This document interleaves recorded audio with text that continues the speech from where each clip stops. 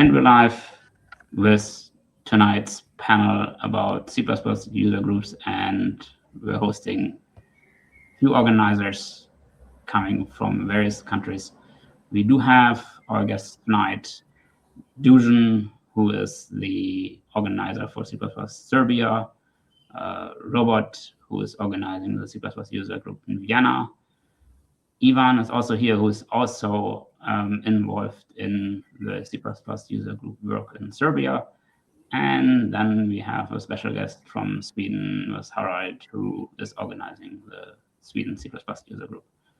And so maybe let's just get started with an introduction. Hi, I'm Jens Weller. I run Meeting C++ and just gave a talk about C++ user groups, meetups, and Meeting C++, etc.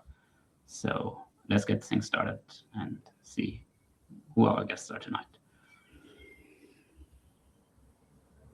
And let's just start from the upper level to next. So Dušan, you're next. Okay, hi, I'm Dušan, and I'm an organizer of the C++ Serbia user group. Hi, I'm Robert. I was one of the co-founders of the C++ user group Vienna in 2024. So we are a young user group, and we're having some fun with that. Hi, I'm Ivan, and I, let's say, co-organize C++ Serbia, although obviously Dušan is the king. Yeah, and hello, Harald here. I'm from Stockholm, Sweden, and I'm organizing the Stockholm user group since about 10 years now. Yes, it's yeah, I've been also organizing the C++ user group Düsseldorf, and I obviously run now Meeting C++ Online. It's also been, I think, since 2011. It's been quite a while, and also motivated some folks to start their own user groups at Meeting C++ over the years. And I've seen like Meeting C++ and stuff like let's just generally, maybe just talk about what do you do right now with your user groups? What are your successes for 2026? Okay, I'll go again first. So in 2026, we celebrate 10th year anniversary of the C++ Serbia user group. And for this anniversary, we decided to officially incorporate the user group as an NGO here in Serbia. So now we are a registered entity. In terms of activities, we just continue with our regular activities of having monthly meetups. And for the past, since 2022, when we kicked back post-COVID, we've barely missed a month. I think we had, we were pretty active and pretty consistent. So, yeah, that was a big success for us. So I would say for us, the big success was that we survived the full year as a user group and had really regular meetups, I think about 10 a year. So skipping the summer months, but otherwise doing really monthly meetups. We had our first speaker come back to us, which is a good sign because that gives hope for the future. And we managed to build up a pipeline of content so that we didn't always worry about what are we going to do in the next meetup. And we also started a little cooperation with the Coding Academy in Vienna and had a talk also there in their building, and that was quite interesting.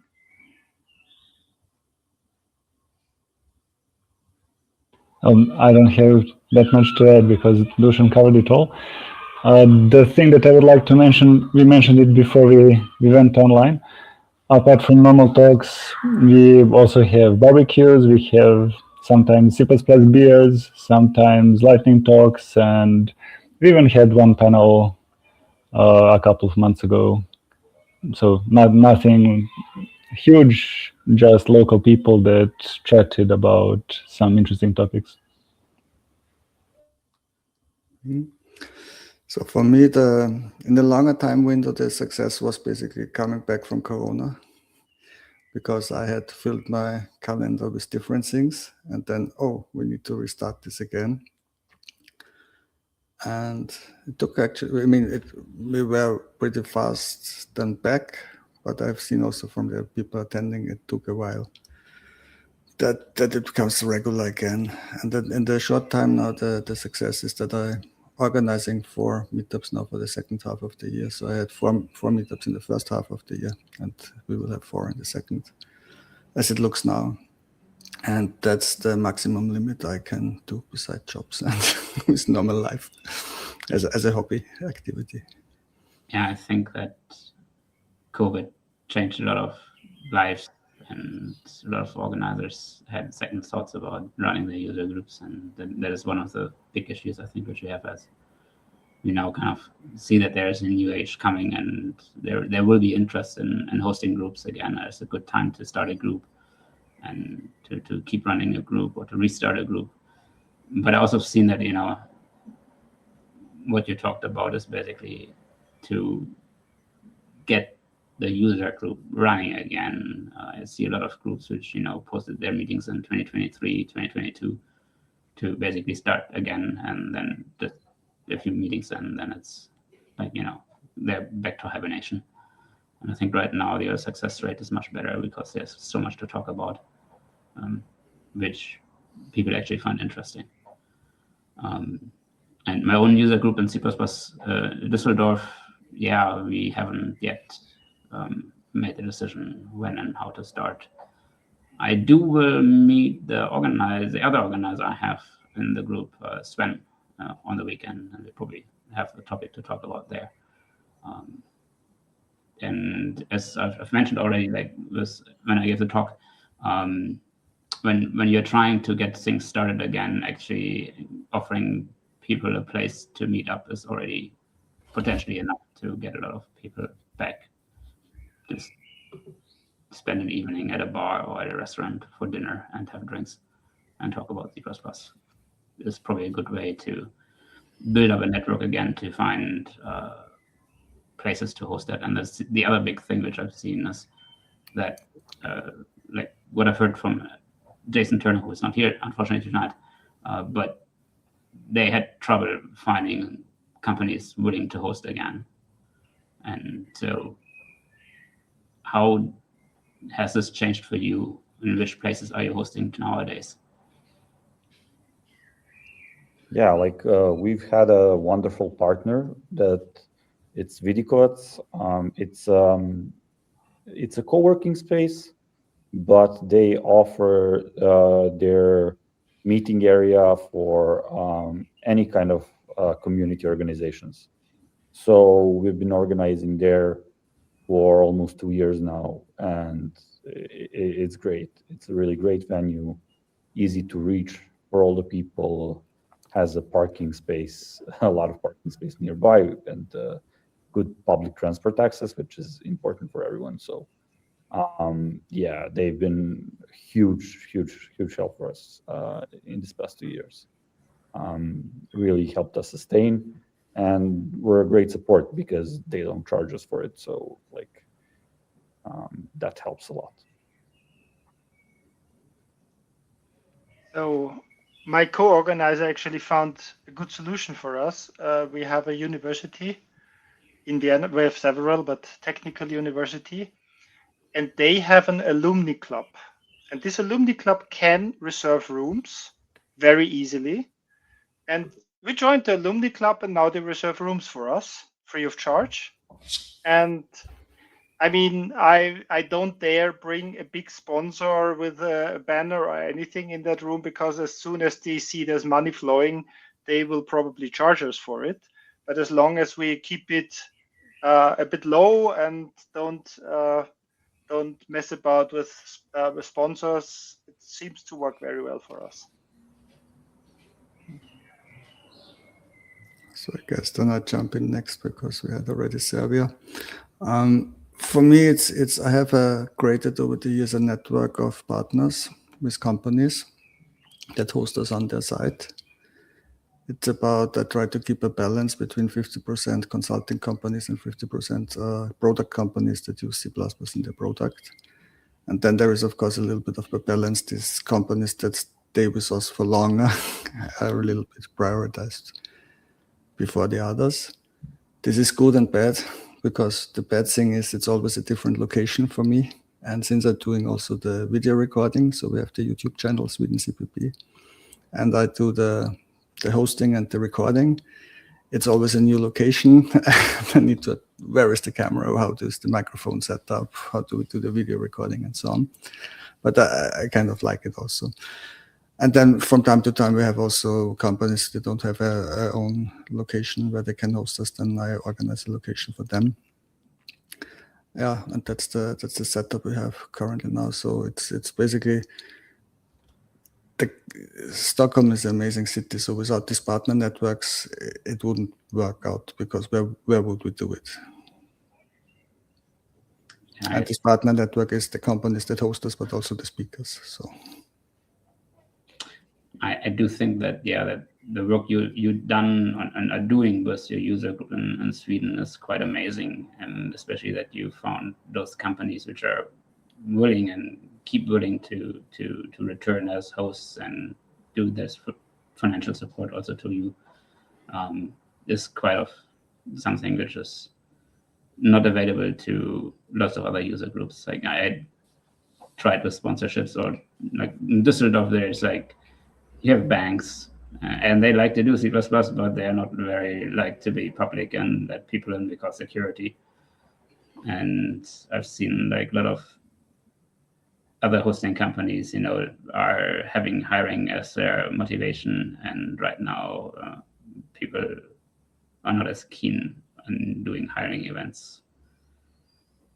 So that's really nice to see that your partners have stayed true to that and keep hosting you. Not all, I have to say. Yeah. So some dropped out due to the economical situation. So that's just how it is. On the other hand, new drop in, or they have been off for 2 years, or then they come back. So it's not the same every year. But why I have this luxury, I mean, it's a lot of work, right? If I would count the after work hours I invest, it would add up. And it's also something in return. So there is advertisement factor. And even if they don't hire, they spread the names, and we have the talks on YouTube where they introduce the company as part of the intro. I created this short format where they have a little bit of the pitch for the company. And this is we have a little bit more companies that would like to run meetups. So it's like how many can you run? How many people want something, and then you need to prioritize, and then you can make these things. But this is, of course, the result of a lot of work over very many years. This is not how you start, right? So I have to also to say this, that I built this over years, and running a company. I mean, I understand companies, right? So I can talk with them also the business aspects, not just the technical aspects. Yeah, for us, I was even thinking of, even though we have a space which is regular, to sometimes go and visit the company, let the company host the meetup, just because to spread the word about the organization more, because I know that a lot of employees after work, their time is limited, and they will much easier come to an event if it's in their own building, in their own company, and not having to go somewhere through traffic after work. I don't know if that's the case for you guys, or do you think like it spreads organically? I think it can be really good to host with employers if they're willing to do it.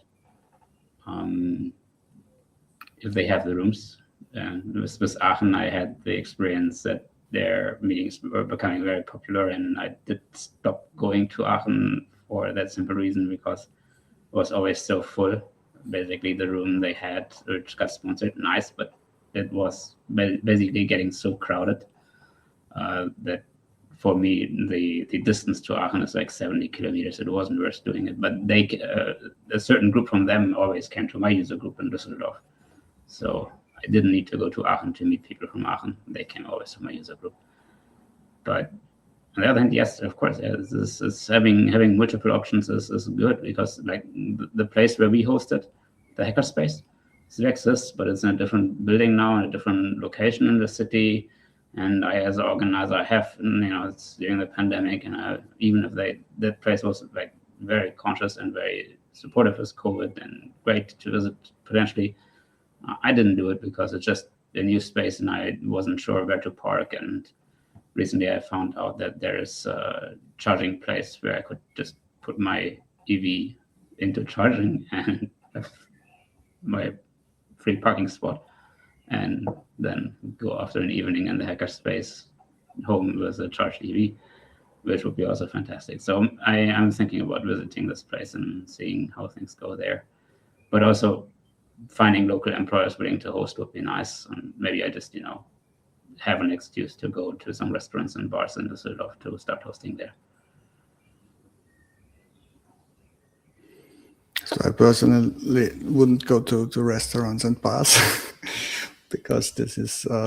But I mean, the question is also how do you arrange your evenings? So I created this format where we have the door opens and people drop in. Then we have the intro and the first talk. Then we have the mingle talk with food and drinks, and then we have a second talk. So because the idea was to create a conference-like experience and adding a hallway track. And this makes it a little bit difficult because you need food, you need drinks, so not just a location. And this adds on the complexity of how to run an event. So if there is a place that can, I do the order and bring everything on site, then it's easy. If you just run a talk, then it's easier to organize, right? From my perspective, you're burning a talk per evening, because having like 2 talks per evening is already such a luxury, and maybe you get that, and maybe you have the amount of content. But for me, like already organizing, having one person giving a talk about C++ is already enough. And finding a second person that wants to give a talk on the same date in the same month, very difficult and not worth the work from my perspective from running the user group back then. Yeah. And often enough, the one guy I found willing to give a talk, hey, mine, right? When you're the organizer, you're also the guy giving the talks often. Yeah, that happens. I gave 3 talks last year, but generally the organizer work I have is not just with the companies and the places that host us, it's also the speakers. And of course, we have a lucky situation here in Stockholm that we have so many people that are willing to speak. But I need also to constantly remind these people that we need talks. And that's also one of the, but every time I see somebody where I know they have something to tell, I ask them, hey, what about your next talk? And then sometimes it takes me several years to talk someone into a talk. But we have also events where we had speaking about speaking, for example, where we just tell the audience about, hey, what is it to speak? I tell the speakers, hey, this is a user group. Nobody's paying to see you. It's not like a conference, right? In a conference, people pay a lot of money to see a speaker, so you have expectations. For a user group, I say, hey, this is a place for you to experiment. So even if it totally fails, nothing will happen, right? You get the video for self-study. We don't put it online if you don't want. But we never had that something was failing. Everybody who gave the first talk was super nervous. And then, but I can do it again.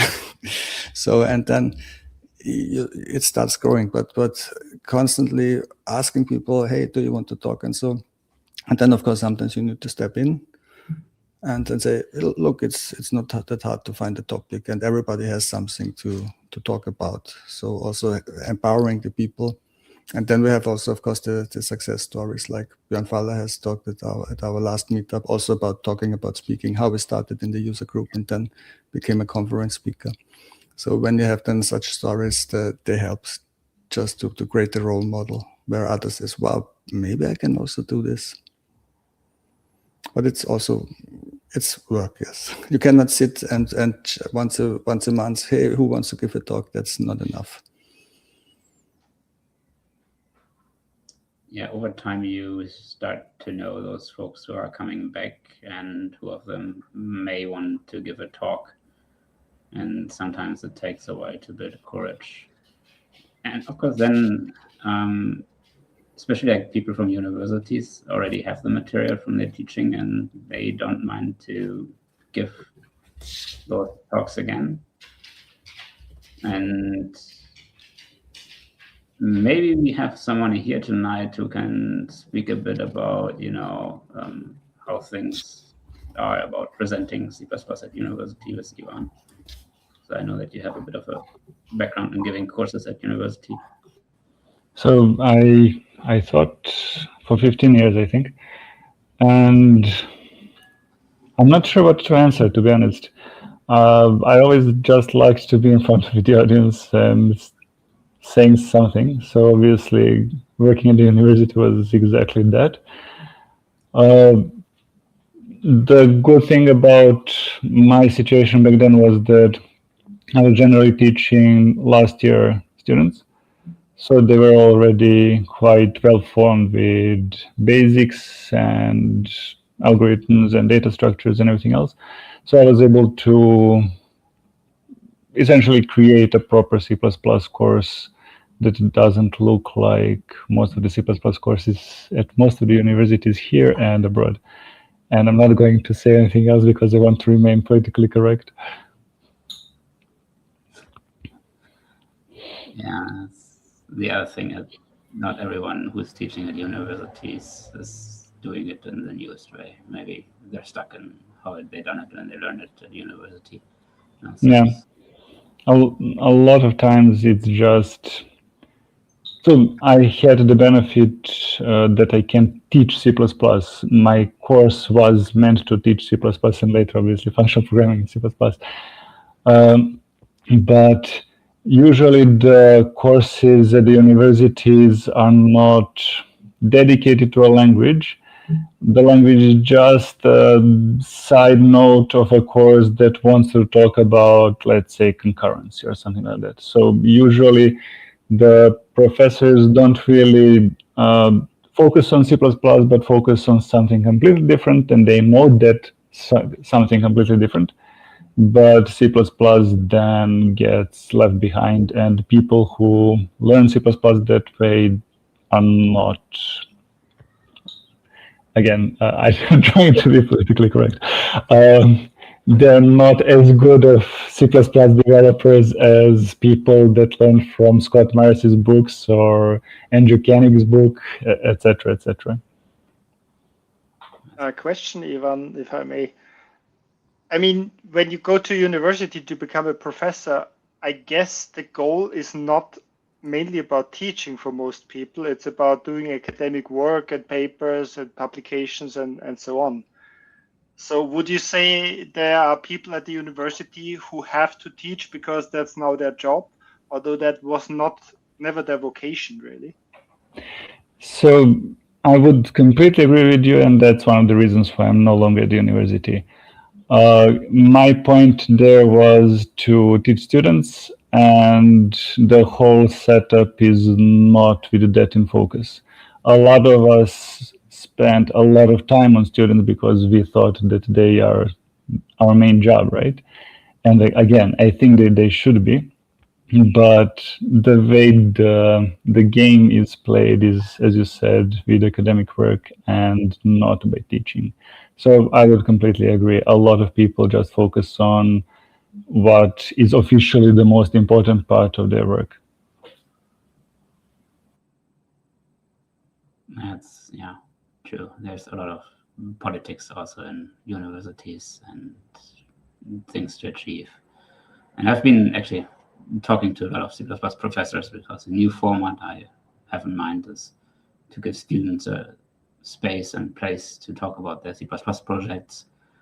And it's been interesting to talk to C++ professors, but also kind of to hear like how things have changed and how,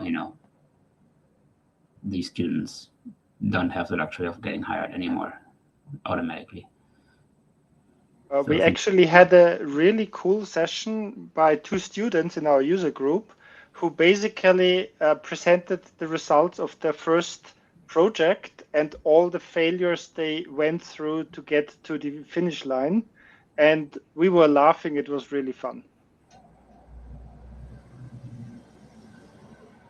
Yeah, we also had a similar story with student projects where we did a public code review session, and one of the students brought their own like coursework project for a review, and it was really fun.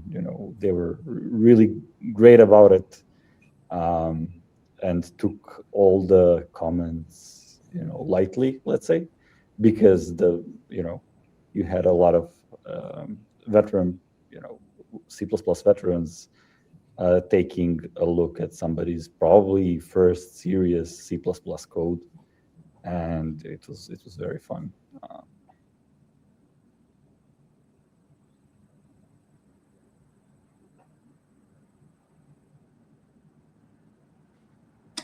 And as AI has become a very popular topic, let's quickly, see if this is also a topic at your user group. Of course, it does spell check my mails are right. Yeah, we didn't have a lot of even requests for AI-related topics. Like in Serbia, there's a really big boom of general user groups, not just language specific, but technology and domain. There's a lot, especially in the past year, I would say. So, and even we had a whole AI week, where every day you had some user group or some community organization doing a topic on AI. And I think people were, at the last one where I went, people were more gravitating towards non-AI topics, because I think everybody at the end was fed up with this. And I think especially C++ developers, who are, in my experience, more cynics and, let's say, critical thinkers, I think they treat AI as even less than a tool. Like, it's there, it's helpful, but let's do C++. I think I do see that. Yeah. Senior folks often see it as a tech debt generator. And Meetup had this feature, let the AI generate the text for the meetup you're doing. And I've tried that once because I was like, well, let's see what I get. Maybe I can, steal something from it or learn something from it. But I was like, this is not usable nonsense. And you just had to have an AI feature tagged onto something which is not usable at all. And from running Meeting C++ and seeing the voting results for this and last year, where we actually had submissions about AI, I do see the C++ community, at least I reach out to for this Meeting C++ and online, seems not to really be interested in AI. And I do also kind of, see that ACCU had for this and last year keynotes about AI, and I see that some people in their trip reports are not too happy about that. Mm-hmm. You're holding it wrong. So I can say there's a lot more interest in AI in my company than it is in my user group, I would say. But on the other hand, for us, it's typically the speaker setting the topics. So if a speaker comes with a topic that fits into our portfolio, then they go. And if nobody comes up with an AI topic, well, I guess we would accept an AI-related talk for sure. Let's try it. But nobody has come up so far. So we had an AI-related topic because I also try to get topics outside of the C++ world because I think it's good. And when we have every evening 2 talks, I can mix this. And I'd also try always to mix a advanced topic with a beginner topic or an easy topic. And we had one topic, it's on YouTube, from Felipe, Random Thoughts on AI and Software. This talk was very general, like a beginner's talk. And I've noticed that the interesting thing that a lot of people after the talk went into discussion with Felipe about the AI, and especially the people that were very critical about AI. So this was good to see. And let me give you a spoiler what we have upcoming in August, closing the agentic AI loop on bare metal. This will be a talk I look very forward because I have an ex-colleague with whom I work together, and he's feeding all his schematics of the hardware into AI models, and he does awesome things. And I don't spoil more because you can watch the talk on YouTube or you come to the meetup. But this will be interesting, and I expect more on the topic, of course, because it is here to stay, and we all will have to learn how to use it properly. I spent quite a lot of time to figure out how it can help me instead of waste my time. So I wasted time also at the beginning with it. But then you need to figure out how you create your agent configs, the global ones, how you write your skills that they fit to you, that they fit to the project. And then how to use it also, then not just at your pet project, because that's easy. When you bring it into company context, where people have different working styles, then it becomes, of course, a total different challenge to make this not an annoying thing, because it's annoying when you have code reviews where it feels like you review the code of a colleague and it feels like you're talking with an AI. This is not how, but I mean, it's like all the tools, right? We get it, we overuse it, we will figure out how it works, and then in a few years it will be, of course, how could you ever work without this? So this is my reality, and I live already with it, and I have no problems mirroring this at the user group. Actually, I would like to see more on the topic, but not the advertisement topics from speakers from NVIDIA and Anthropic or so, but real world people. Hey, tell me your success or failure stories with AI. This is what I'm interested in the user group. This is what I would like to have. The thing that I've noticed with C++ people, at least, is that we kind of frown on the community or communication and all those kinds of talks. And as you said, the AI part of it is how to push it into an organization, and organization is all about communication and how people work with each other. And C++ people don't tend to like those kinds of talks for some reason. I'm not sure if Jens has any data on it. How often did we have any sort of talk? How do you do something with, let's say, C++ in a company environment at Meeting C++ or any other conference? Yeah. Do you remember the keynote in 2024 where he basically said, I'm going to do a keynote which isn't really about technical things, but about the social aspects, about teams and stuff like that. And people loved that. The feedback for that keynote was very, very good. But I also know generally anything, if you submit a talk and it's about something socially and teams and interactions and stuff like that, can go well, especially like if you're already a well-known speaker. But if you're like a nobody and people aren't sure about it, that is already like, putting doubt in it, then you're probably not speaking on the main track. And on the other hand, anytime you mix C++ with something else, like C++ and tooling, if it's not a build system, then it becomes too niche to be interesting to everyone. And that's like one of the things I see. This is like the downside of having the voting system is that if it's not really popular, it's something which might then have to be picked up again after the voting by me as a legitimate person to say you're speaking or you're not speaking. And it can happen to good speakers. I see that last year, for the conference itself and for the talks, a big topic was not AI, it was safety and security, which people cared about. And I still see that talks about that topic go very well this year. Like Bjorn, you're speaking on contracts and hardened libraries, which is something we're all looking really forward to hear about. And a few other talks in this domain also were kind of going well. And we finally get to speak about or hear about profiles, which until this year I thought more about as vaporware, but we'll see. And we have actually a talk on the YouTube channel from Matthew Robert, the performance mindset, where he's talking about performance tools and goes also into the topic about how some companies run their business, and it's very interesting to watch. So, and the people also liked it.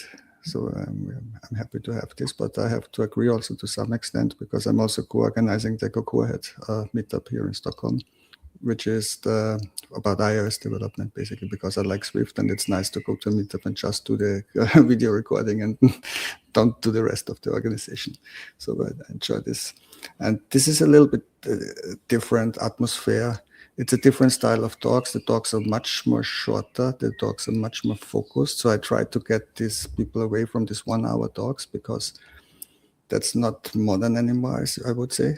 People want to hear, hey, tell me the thing, and then tell me the next thing. That is what I have the feeling. And they have the talks always very short, very focused, not bringing everybody on the same level and making a lecture, basically.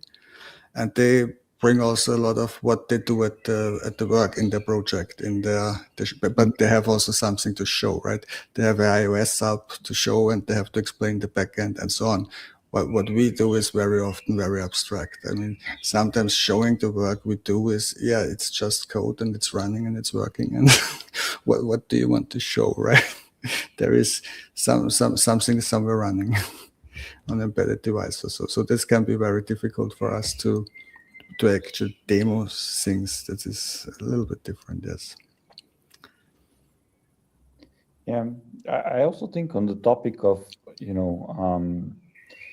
AI and stuff, that the C++ people see AI as a very simple tool, I would say, because the interface to use it is quite straightforward.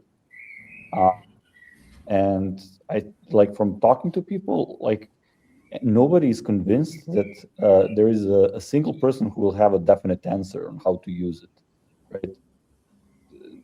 The C++ developers know how long it takes for things to settle down. We've seen it with the language, with the standards, and getting things right. So I think everybody is waiting for the tool to become more mature, and then then we will have talks on how to use it, how to implement it in a company. I think we all now think that it's a Wild West out there. Everybody's doing their thing, but everybody's like, yeah, sometimes it's good, sometimes it's bad. But in a few years, when it matures, actually, I think we will have C++ with AI talks. But now I think it's still too early for that. And I am glad that the community kind of recognizes that even the speakers, there are no suggested topics. And even when I discuss with our user group of what would they like to hear about, it's never AI. It's always either a C++ feature or an application of C++ in a specific domain. So yeah, things have not changed there. If anyone wants an idea, let's write a Clang plugin that uses AI to fix compiler errors, because you can find out, oh, that's actually an error I can fix. And then fix it and have the source code there, and it's changed, right? Some formatters just do it. So this is something I'm waiting for somebody to actually do it, because I could imagine it would also be fun, but it will be a time-intensive thing. Just finding out the compiler plugin for Clang and then wiring it up and so on. You mean like refactoring, but with AI assistance? Yeah, not just if refactoring, you Or- categorize the error, compiler error, and say, hey, this is actually something I can automatically fix. And then the easiest thing, if something is missing or so, then you can add the I said refactoring because Pete Muldoon just gave a talk about refactoring with AI assistance, with Clang Tidy, and finally with Clang Tidy written by plugins written by AI assistants. Oh, cool. Is this already online? No, that's going to okay. take a bit. That was ACCU. Okay. Yeah. So it's going in that direction and was interesting. But yeah, like for the actual use of AI currently, we do use it as a user group. In fact, for our website, I wrote an automation script that generates a draft for the social media post. So like it reads through the lecture description, like the event description, and then it generates 2 short snippets for social media. But it's a draft, right? You get to review it, you get to edit it, and then you decide if you want to post that version or you like a human version. But it gives you a starting point, and that's what I like, because I was trying to automate a lot of things, especially this event management stuff online for the user group, to just not deal with these manual steps that you need to do every month. We are short with staffing for the user group anyways, so having things automated helps a lot. And this is one way that, the people who who are taking care of the social media accounts, they can have a starting point, edit everything there. And once the PR is merged, it gets posted automatically on all the social channels that we have and maintain. And even this starting point that is not always correct helps out a lot, I think. I have vibe coded something for the whole world, swedencpp.se, where you find all the latest blog posts and latest C++ videos, upcoming meetups. This is 100% vibe coded. I mean, I had an old version which this was written by hand, but then I was interested in how would it work. And I had the old version and the Twitter bot, and then I got tired of the Twitter bot, and I said, hey, let's put everything on the website. And I actually made it in 3 different languages just for fun. And to learn, of course, using the AI tools in generating something you put in production.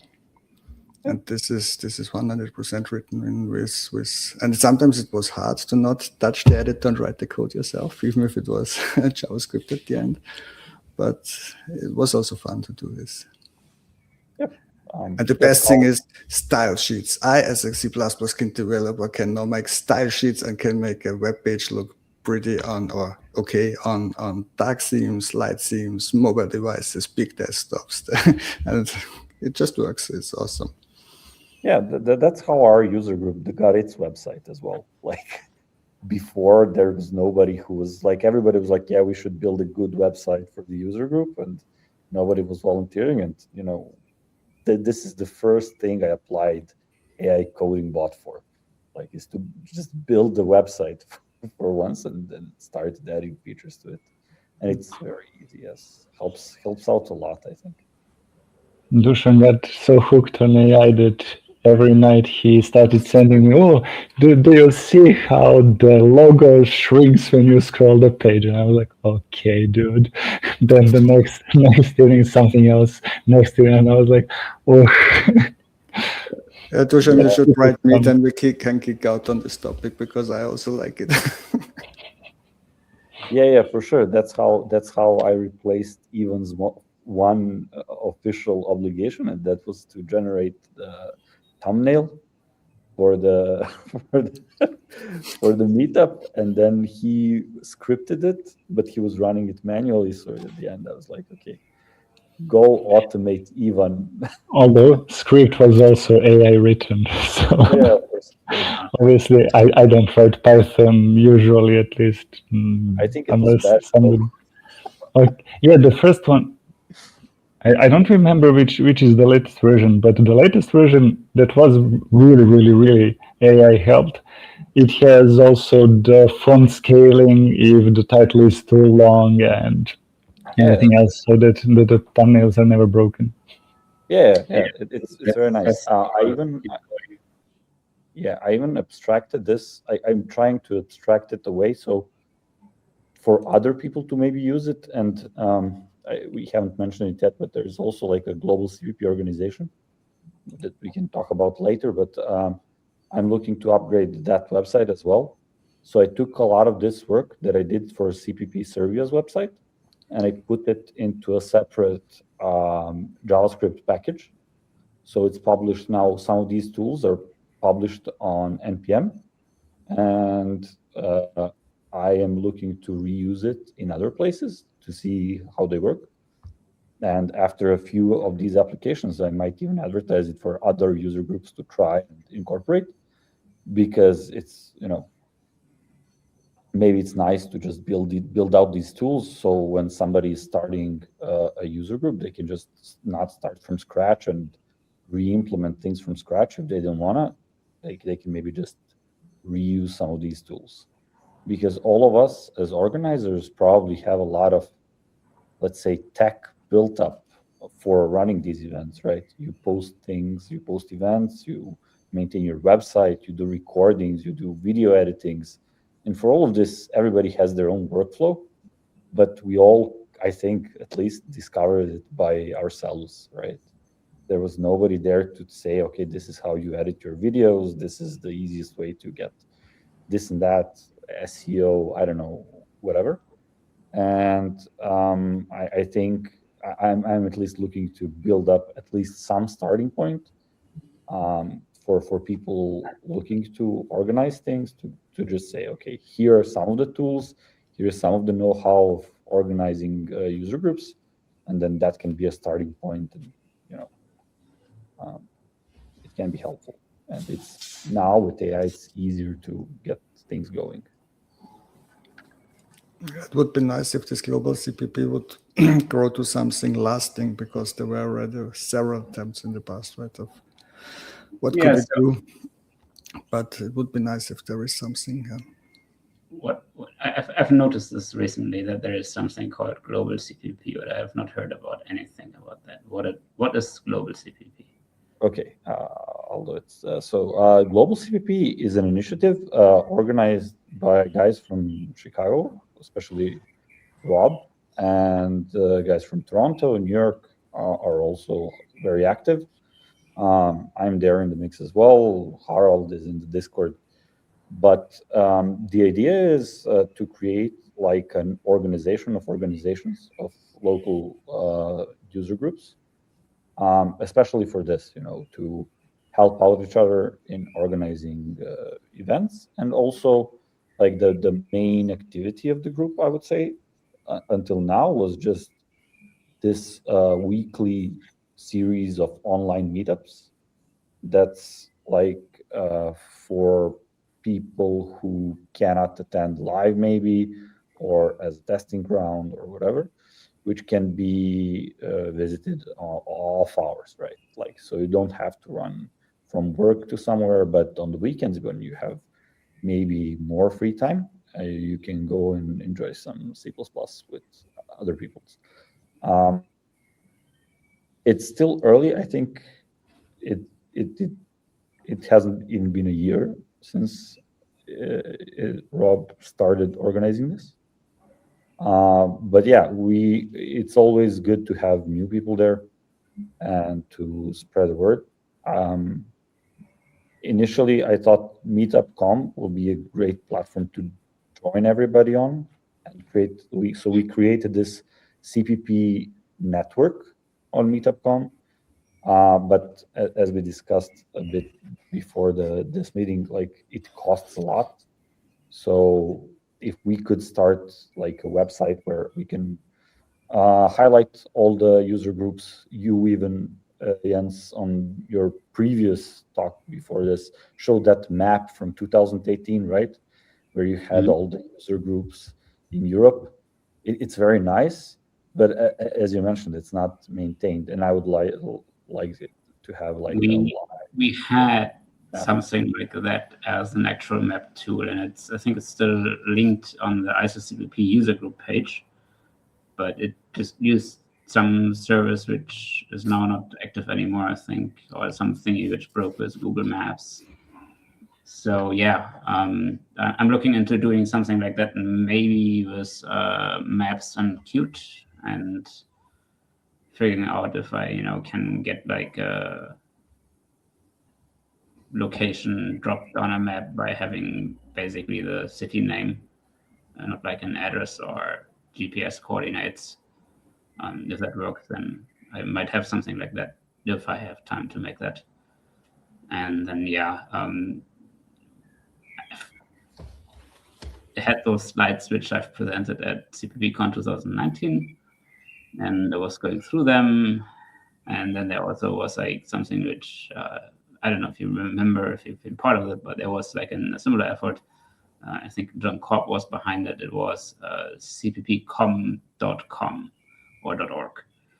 And that's basically a starter kit for C++ user groups, etc. And it's the whole website, and it has been, built without AI. So that was a bit of an effort which John did there. And it's still there. You can still go to the domain. I didn't talk about it this time because I didn't really could have reached out to John about it. But from looking at the website, it's clear that it's like, a bit of a time capsule, what was once, or what maybe needs to be refurbished, maybe could be integrated or be reused by this global CPP, which is, slowly spreading. And on the other hand, in all the 14 years I've been doing stuff with C++, I've seen a lot of people come and go. It's fantastic to see that Sweden CPP is now 10 years old. And also the CPP.com was basically good, but it was also, and this we shouldn't make this mistake again, that it became a mix then of user group and conference organizers. And I think also the idea is good that conference organizers have their platform where they exchange ideas and difficulties or tips and tricks, but it's very different to make a conference than running a user group. So I think it's very good to have a dedicated user group platform where I say, okay, this is user groups only. And then there should probably also be something for conferences. And say, hey, actually, probably I should try a conference, but I don't know how it works, right? Where you can go and get maybe tips and tricks how to start something. And the same with the user groups, but on a different level. And we should have this separated. And since you mentioned ISOCPP, I have to thank ISOCPP for the website, because this was actually the trigger for me to create this Sweden CPP website, to have a usable feed of blog posts and videos and upcoming events. But I find it actually stupid to run on Sweden CPP. So it should be in a different place, because I think it can serve more than just Sweden. But I haven't found a place where I can put it, and also I have to say where I trust that this place will be sustained over time. Yeah. And this would be nice to solve in future. Yeah, I totally agree with this feed. Like, even for I frequently find myself, like, we have an internal Discord, right, for our user group, and I constantly repost stuff there because a lot of people just want to hang out there and not join all the global communication channels. But having a global feed is actually nice. I think a lot of people would benefit from that. I've actually started pointing people to the CPP Sweden, like Sweden CPP site, and saying, like, okay, if you want to follow C++ news, just go there, because Harald wrote a really nice crawler for events, and previously it was ISOCPP, yes. Meeting C++ has been doing this for 14 years, right? And I do also have those posts on the website. Need to link it a bit better, and so I've been doing the same thing. Yeah, but joining all of this somehow, like, I don't know how, like, it's so fragmented, It's people don't want to follow too much, and then I was surprised last year when I've learned how many people basically just generally will start following your newsletter on LinkedIn. And the blog roll, which I do now for many years, has a lot more reach now because of that, because there's now over 2,000 subscribers on that, over 2,500 actually now on LinkedIn, which also then get this per email. And I also have offered that on my website also. There's now almost 1,000 subscribers for that. So there's been ways to spread it, but it's really hard to get people actually consume C++ content. There's RC++. There's many places offering this, but most people either have like already a favorite place or are too busy in their lives. And it's also when you don't run something as a commercial entity, because meeting C++, let's face it, there is also the conference, right? So there is a different aspect than for user groups. And for user groups, it is, and this is also why groups come and go. Sometimes you have people that are attached to a company. As long as the company supports them, they run the group, because then they can do it at working hours. And doing it like I basically after working hours for so much time, there is not a lot of people that are doing this just for doing it, right? I mean, and this is why groups come and go, or why they sometimes are more active and then less active. Or there is just like we had it in Sweden. We had in Malmö a group. As long as there was an organizer, then the organizer moved to a different city, then the group was gone. And it's then very often on the one person who's doing all the work. So that's just how it is. But it's like, I'm sorry. Yes, there is a commercial aspect of meeting C++, and there has to be, because otherwise I will have to see that my time is spent getting food on the table in a different way, right? Yeah, man, of course. And with the conference, I think people underestimate how big the risks are. And with starting the new C++ conferences in Europe, it's becoming a lot more difficult to basically get to the critical mass you need as a conference to offer things or to offer additional things.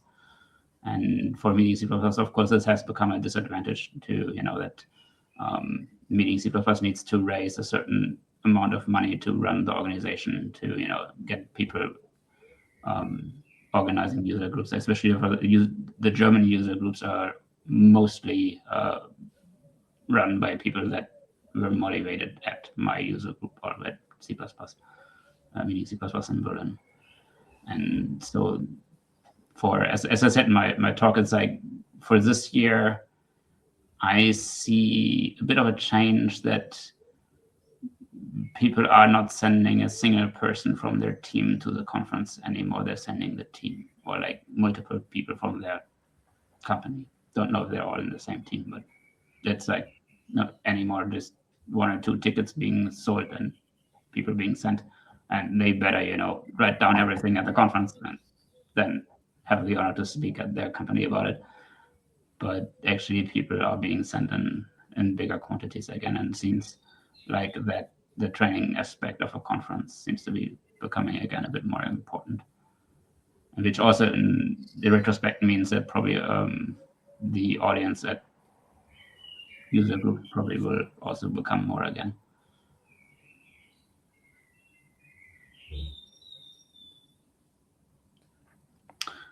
And we've been going for an hour, so